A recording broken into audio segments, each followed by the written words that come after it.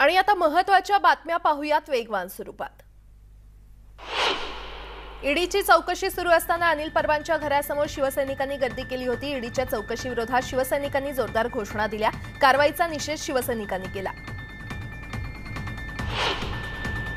DHFL घोटाळ्याप्रकरणी अविनाश भोसलेंना सीबीआयनं पुण्यातून अटक केली। येस बँक आणि डीएचएफएल घोटाळ्याप्रकरणी भोसलेंच्या मुंबई आणि पुणे येथील घरावर आणि कार्यालयावर छापे टाकण्यात आलेले होते। ईडीची कारवाई म्हणजे एक प्रकारचं दबाव तंत्र असून ते लोकशाहीला घातक असल्याचा आरोप एकनाथ शिंदे यांनी केलाय। अनिल परबांची चौकशी सुडापोटी करण्यात येत असल्याचा आरोप देखील शिंदेंनी केलाय। राज्यसभेच्या जागेसाठी काँग्रेसचा उमेदवार अजूनही ठरला नाहीये। उमेदवारासाठी 30 मे रोजी दिल्लीमध्ये बैठक पार पडणार आहे। त्यात उमेदवार ठरवला जाण्याची शक्यता आहे। काँग्रेस नेते बाळासाहेब थोरात आणि अशोक चव्हाण यांना दिल्लीतून निमंत्रण आलेलं आहे। सोनिया गांधींनी त्यांना दिल्लीतून निमंत्रण पाठवले, तर या बैठकीत राज्यातील राजकारणावर चर्चा होणार आहे। काँग्रेसच्या संघटनात्मक निवडणुकीच्या प्रक्रिया सुरू झालेल्या आहेत। प्रदेश स्तरावर, विभाग स्तरावर आणि जिल्हा स्तरावर इलेक्शन रिटर्निंग ऑफिसरच्या नेमणुका करण्यात आल्या। मंत्रिमंडळाच्या बैठकीत छत्रपती शाहू महाराज संशोधन प्रशिक्षण आणि सारथी संस्थेला नियोजन विभागामार्फत नवी मुंबईतील खारघर सेक्टर 37 मध्ये भूखंड देण्याचा निर्णय घेण्यात आलेला आहे। खारघर सेक्टर 37 मधील 3500 चौरस मीटर क्षेत्रफळ देण्यात येणार आहे। कोरोना रुग्णांमध्ये संथपणे वाढ दिसत असून राज्यातील जनतेनं मास्क वापरत राहावं असं आवाहन मुख्यमंत्री उद्धव ठाकरे यांनी राज्य मंत्रिमंडळाच्या बैठकीतून जनतेला केलेलं आहे। तर चाचण्यांचं प्रमाण देखील वाढलं असून ते वाढवण्याचे निर्देश मुख्यमंत्र्यांनी दिले।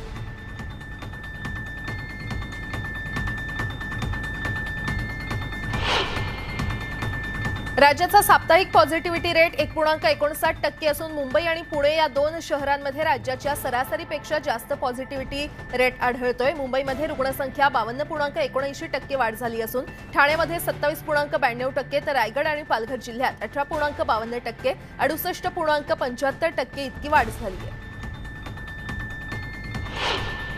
रुग्णसंख्या वाढल्यास मुंबईमध्ये निर्बंध लागू होतील असे सूचक वक्तव्य मुंबईचे पालकमंत्री अस्लम शेख यांनी केलंय। मुंबईमध्ये दैनंदिन रुग्णसंख्या 300च्या घरात गेली आहे। रुग्णसंख्या जर 500च्या वर गेली तर निर्बंध लावावे लागतील असं अस्लम शेख म्हटले। निलेश राणेंनी आमच्यावर 302चा गुन्हा दाखल करण्याचं वक्तव्य केलंय। मात्र वस्तुस्थिती पाहता वर्क ऑर्डर नसलेल्या बंधाऱ्याचं भूमिपूजन केंद्रीय मंत्री असलेल्या नारायण राणे यांनी करून देवबाग वासियांची फसवणूक केली आहे। त्यामुळे देवबाग वासी राणे पिता पुत्रांवर 420चा गुन्हा दाखल करतील अशी खोचक टीका आमदार वैभव नाईक यांनी केली आहे। भाजपचे प्रदेशाध्यक्ष चंद्रकांत पाटील यांनी सुप्रिया सुळेंवर केलेल्या विधानाचा राष्ट्रवादी महिला काँग्रेसकडून निषेध करण्यात आलाय। नागपुरात राष्ट्रवादी युवती काँग्रेसनं प्रतिकात्मक अंत्ययात्रा काढून चंद्रकांत पाटलांच्या विधानाचा निषेध केला।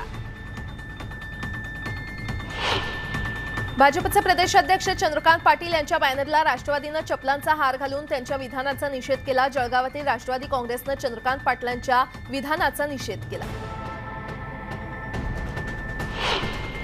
अमरावती जिल्ह्यात वादळी वाऱ्यासह तुफान पाऊस झाला। जिल्ह्यातील तिवसा तालुक्यात मेघगर्जनेसह वादळी पावसानं हजेरी लावली, तर या दरम्यान दमदार पावसानं खरीप हंगामाच्या शेती कामाला आता वेग येणार आहे। नांदेड जिल्ह्यातील भोकर तालुक्याला पावसानं झोडपून काढलं। यावेळी पावसासोबत गारा देखील पडल्या। 10 ते 15 मिनिटं गारांचा मारा झाला। भोकर शहरासह ग्रामीण भागात देखील पाऊस आणि गारपीट झाली। बुलढाण्यातील पूर्णा नदी ऐन उन्हाळ्यात भरभरून पाणी वाहायला लागले, तर नदीमध्ये नेमधरणा प्रकल्पातून पाणी सोडण्यात आलंय। नदीमध्ये पाणी सोडल्यानं गावकऱ्यांना मोठा दिलासा मिळालाय। नांदेड जिल्ह्यातील बिलोली तालुक्यातील केरूर येथील गावकऱ्यांना पाण्यासाठी भटकंती करावी लागते। वीज पुरवठा खंडित झाल्यानं गावाला पाणी पुरवठा होत नाही, त्यामुळे गावकऱ्यांना हापसा आणि सौर ऊर्जेच्या पंपावर पाणी भरावं लागते। खारघरमध्ये सिडकोकडून पाणथळ जागेवर भराव टाकण्यात आलाय, त्यामुळे जैवविविधता धोक्यात आलेली आहे। 10 हेक्टरपेक्षा अधिक जागेवर भराव टाकून भूखंड निर्माण करण्याचा घाट सिडकोकडून सुरू असल्याचा आरोप होतोय।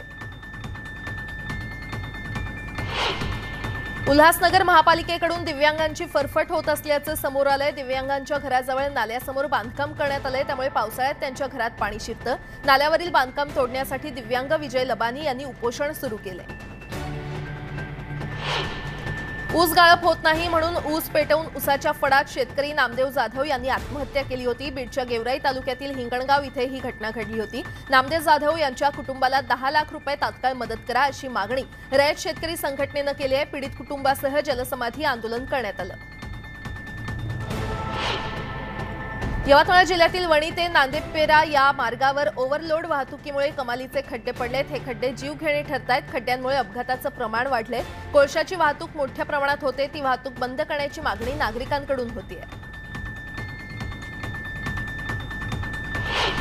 हिंगोली जिल्ह्यातील वसमत नगरपालिकेच्या कार्यालयात पाणी पुरवठ्याच्या मागणीसाठी संतप्त महिलांनी रिकामे हंडे घेऊन ठिय्या दिला। नियमित पाणी पुरवठा होत नसल्यानं महिला आक्रमक झाल्या। यावेळी महिलांनी कार्यालयात जोरदार घोषणाबाजी करत ठिय्या आंदोलन केलं।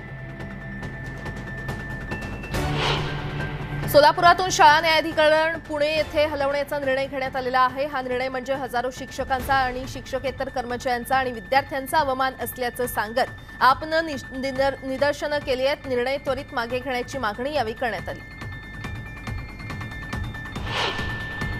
शिवसेनेच्या कामाची माहिती जनतेपर्यंत पोहोचवण्यासाठी शिवसंपर्क अभियान सुरू होत आहे। त्यासाठी जळगावातील भुसावळमध्ये खासदार धैर्यशील माने यांनी शिवसैनिक आणि पदाधिकाऱ्यांची बैठक घेतली। या बैठकीत आपापसातील मतभेद दूर करून कामाला लागावं असा संकल्प करण्यात आलाय।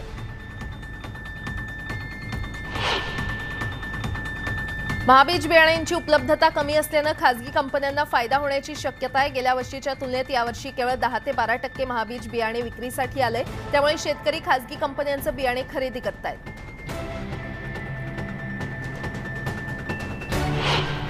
शासनानं शेतकऱ्यांचा हरभरा खरेदी करण्यासाठी उभारण्यात आलेली नाफेडची खरेदी केंद्र अचानक बंद केल्यानं शेतकरी संतप्त झालेत। या शेतकऱ्यांनी जिल्हाधिकारी कार्यालय गाठत आंदोलनाचा इशारा दिलाय। सांगली जिल्ह्यातील मिरजेच्या वड्डीत फार्म हाऊसवर छापा टाकून अंमली पदार्थांचा साठा जप्त करण्यात आलाय। पुणे सीमा शुल्क विभागानं ही कारवाई केली। या कारवाईबाबत मोठी गुप्तता पाळण्यात आली होती। घरच्यांच्या संमतीविना केलेल्या विवाहाला विरोध झाल्यानं 2 गटात तुंबळ हाणामारी झाली। संजय आणि भाग्यश्री यांनी परस्पर सहमतीनं लग्न केलं होतं, मात्र दोघांच्या कुटुंबियांमध्ये यावरून वाद झाला। त्यानंतर हाणामारी झाली। दोन्ही गटांनी परस्पर विरोधात तक्रार दिली असून 16 जणांविरोधात गुन्हा दाखल झालाय। बुलडाण्यातली घाणेगावमधील ही घटना आहे।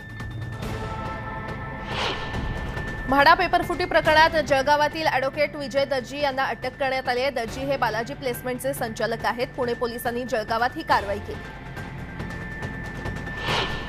मुंबईतल्या मलाड पश्चिमेला असलेल्या आस्का बीचवर एका कुटुंबातील 12 जणांना लाईफगार्डनं बचावलेलं आहे। भुसावळमधील एक कुटुंब समुद्राला भरती आली असतानाही ते समुद्रात उतरले। ते समुद्रात बुडत असतानाच मुंबई महापालिकेनं नियुक्त केलेलं लाईफगार्डच्या 6 जणांच्या टीमनं आपला जीव धोक्यात घालत या 12 जणांना बुडण्यापासून वाचवलं।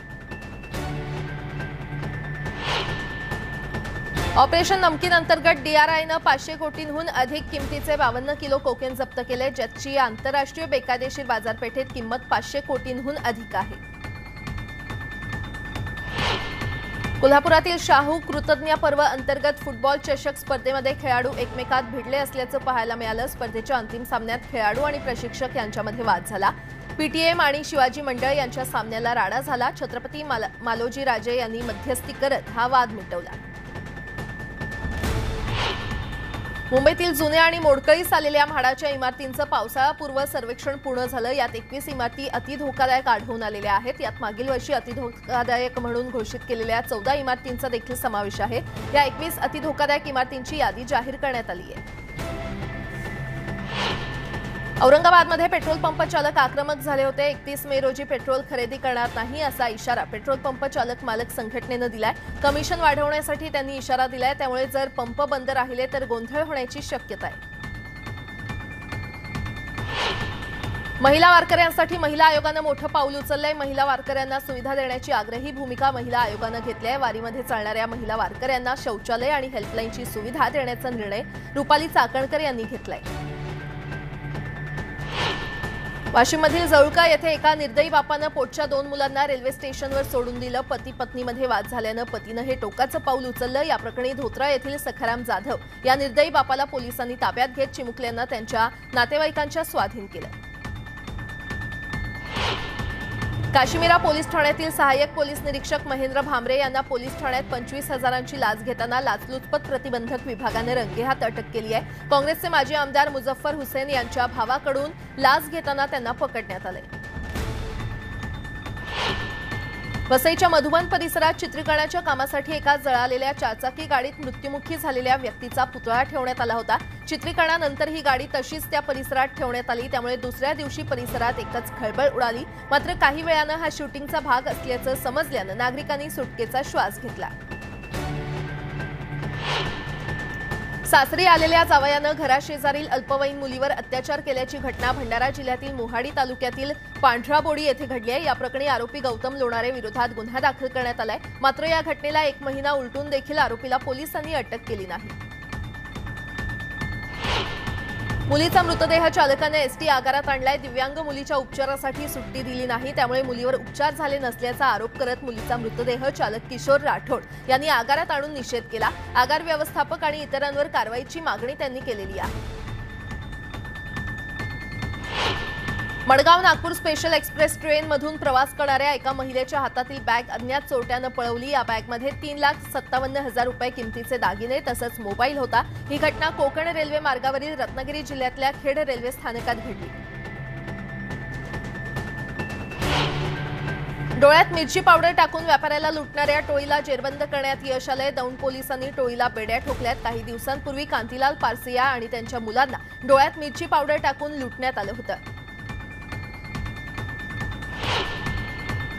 आझाद हिंद शेतकरी संघटनेचे राष्ट्रीय अध्यक्ष सतीशचंद्र रोठेंवर गावगुंडांनी प्राणघातक हल्ला केला। शिवाजी शाळेसमोर हा हल्ला करण्यात आला असून यात ते गंभीर जखमी झालेत। दरम्यान हल्लेखोर 4 ते 5 गावगुंड दारूच्या नशेत होते।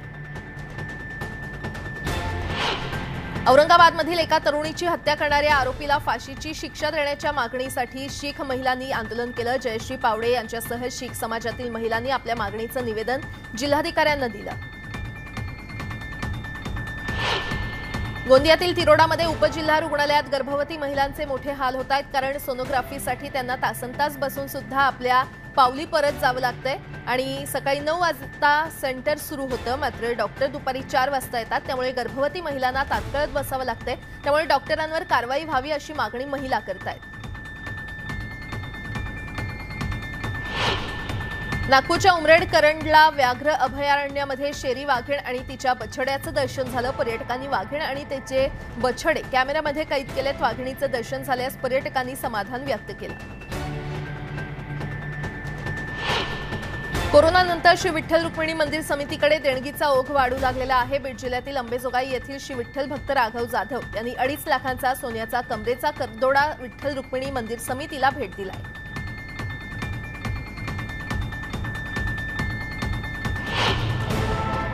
दिल्लीतील आयएएस दाम्पत्य संजय खिरवार आणि त्यांच्या पत्नीची बदली करण्यात आलेली आहे। दिल्लीतील त्यागराज स्टेडियममध्ये आपल्या श्वानाला घेऊन मॉर्निंग वॉक करताना त्यांचे फोटो समोर आल्यानंतर अधिकाऱ्यांचा गैरवापर करून नियमांचं उल्लंघन केल्याप्रकरणी त्यांच्यावर कारवाई करण्यात आली आहे। संजय खिरवार यांची लडाख तर पत्नीची अरुणाचल प्रदेशात बदली करण्यात आली आहे। पश्चिम बंगालमध्ये आता राज्यपालांऐवजी मुख्यमंत्री सर्व विद्यापीठांचे कुलगुरू असणार आहेत। राज्य मंत्रिमंडळाच्या बैठकीमध्ये हा महत्त्वपूर्ण निर्णय घेण्यात आलाय। विधानसभेत लवकरच यासंबंधीचं एक विधेयक मांडण्यात येणार आहे। हरियाणाचे माजी मुख्यमंत्री ओमप्रकाश चौटाला यांच्या शिक्षेवर आज सुनावणी होणार आहे। बेहिशेबी संपत्ती प्रकरणी त्यांना शिक्षा सुनावली जाणार आहे। सर्वोच्च न्यायालयानं देहविक्री करणाऱ्या महिलांसंदर्भात एक महत्त्वाचा निर्णय दिलाय। परस्पर संमतीनं देहविक्री व्यवसाय करणाऱ्या महिलांची अडवणूक करण्याचा, त्याचप्रमाणे त्यांच्या विरोधात कायदेशीर कारवाई करण्याचा अधिकार पोलिसांना नसल्याचं सर्वोच्च न्यायालयानं म्हटलंय। देहविक्री हा व्यवसाय असून या व्यवसायामधील महिलांना त्यांचा सन्मान आणि कायद्यानं पुरवलेल्या सुरक्षेचा समान अधिकार असल्याचं न्यायालयानं म्हटलंय। पश्चिम बंगालच्या मुख्यमंत्री ममता बॅनर्जी यांनी मोठा निर्णय घेतलाय। आता पश्चिम बंगालमध्ये मुख्यमंत्री कुलपती असणार आहेत। त्या निर्णयाची अंमलबजावणी लवकरच होणार आहे।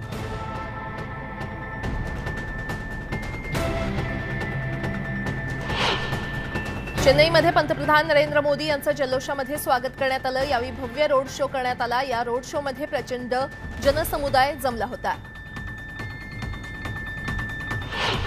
तामिळनाडूमध्ये पंतप्रधान नरेंद्र मोदी यांच्या उपस्थितीमध्ये विविध विकास कामांची पायाभरणी करण्यात आली आहे। यावेळी मुख्यमंत्री स्टॅलिन यांची उपस्थिती होती। यावेळी 31,000 कोटींच्या विकास कामांची पायाभरणी करण्यात आली आहे। दिल्लीचे नवे उपराज्यपाल विनय कुमार सक्सेना यांच्या शपथविधी कार्यक्रमात माजी केंद्रीय मंत्री हर्षवर्धन नाराज होऊन परतले। हर्षवर्धन यांना ज्या ठिकाणी बसण्यास जागा दिली होती त्यावर ते नाराज झाले आणि भर कार्यक्रमातून निघून गेले। मध्य प्रदेशातील देवरियामध्ये एका व्यक्तीकडून सरकारी कर्मचाऱ्याला मारहाण करण्यात आली, तर भर रस्त्यावर लाकडाने शिवीगाळ करत कर्मचाऱ्याला मारहाण करण्यात आली। उत्तर प्रदेशातील गोमती नदीचं रूपांतर नाल्यात झाल्याचा आरोप सपाकडून करण्यात आलाय। प्रदूषित झालेल्या गोमती नदीचा व्हिडिओ सपानं पोस्ट करून योगी सरकारवर हल्ला केलाय।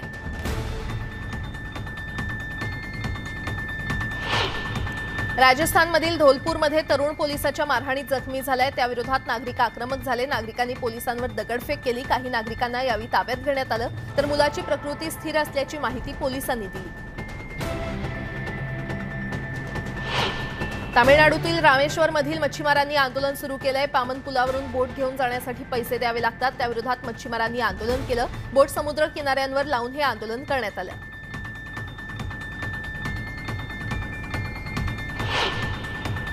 कुत्र्यासारखं दिसण्यासाठी एका व्यक्तीने 11 लाख रुपये खर्च केले। त्याला लहानपणापासून कुत्र्याचं आयुष्य जगायचं होतं, त्यासाठी त्यानं कुत्र्यासारखा पोशाख बनवला, जो परिधान करून तो कुत्र्यासारखा दिसतो। या व्यक्तीचे काही फोटो व्हायरल होत आहेत। जपानमधील ही घटना आहे।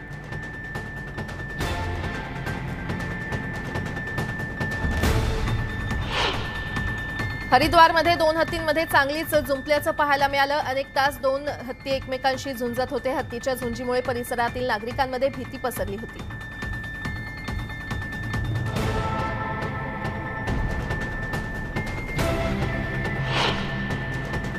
यासोबतच या बुलेटिनमध्ये वेळ झाली इथेच थांबण्याची। मात्र ताज्या घडामोडींसाठी पाहत रहा न्यूज 18 लोकमत।